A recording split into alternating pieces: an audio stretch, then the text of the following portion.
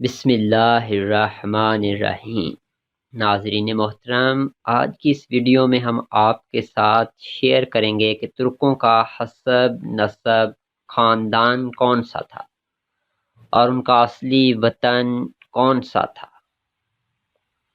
تو ویڈیو میں آگے بڑھنے سے پہلے ہمارے چینل کو سبسکرائب کر دیں اور ساتھ دیے گئے بیل آئیکن کو پریس کر دیں تاکہ ہماری نئی آنے والی ویڈیو سب سے پہلے آپ تک پہنچے۔ تو آئیے چلتے ہیں ویڈیو کی جانب۔ ماورائے النہر کا علاقہ، جسے آج ہم ترکستان کا نام دیتے ہیں، جو مشرق میں منگولیا اور شمالی چین کی پہاڑیوں سے، مغرب میں بحیرہ خزر اور شمال میں سیریا کے میدانی علاقوں سے جنوب میں برصغیر اور فارس تک پھیلا ہوا ہے۔ غز خاندانوں کا وطن ہے۔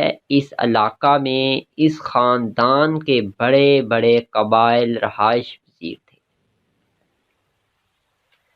اور ترک یا اتراک کے نام سے پہچانے جاتے تھے۔ 6 صدی عیسوی کے نصب ثانی میں ان قبیلوں نے اپنے وطن اصلی کو خیر آباد کہہ کر گروہ در گروہ ایشیا کوچ کی راہ لی۔ مورخین ان کی اس نقل مکانی کی کئی توجیہات بیان کرتے ہیں۔ بعض کا خیال ہے کہ اس کی وجہ اقتصادی بدحالی تھی۔ شدید قحط اور بڑھتی ہوئی آبادی نے انہیں ترک وطن پر مجبور کیا اور وہ ایسے علاقوں میں آ کر بسے جہاں وسیع چراگاہیں اور خوشحال زندگی کے اسباب وافر مقدار میں موجود تھے۔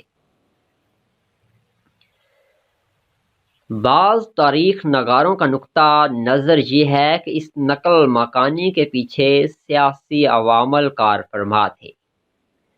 ترکوں کو بعض ایسے طاقتور قبائل کی دشمنی کا سامنا کرنا پڑا جن کی طاقت اور تعداد ان سے کہیں زیادہ تھی، جیسے منگولیا۔ اس دشمنی سے بچنے کے لیے انہوں نے ترکستان کو چھوڑ کر ایک ایسے علاقے کی راہ لی جہاں وہ امن و چاشتی کی زندگی بسر کر سکیں۔ یہ رائے ڈاکٹر عبداللطیف عبداللہ بن دہش کی ہے۔ لہٰذا منگولیوں کی دشمنی سے بچنے کے لیے ان قبیلوں نے مغرب کی راہ لی اور دریائے جیہوں کے قریبی علاقوں میں بس گئے، جہاں سے بعد میں وقتاً فوقتاً تربستان اور جرجان آئے اور جہاں بود و باش اختیار کر لی۔ اس طرح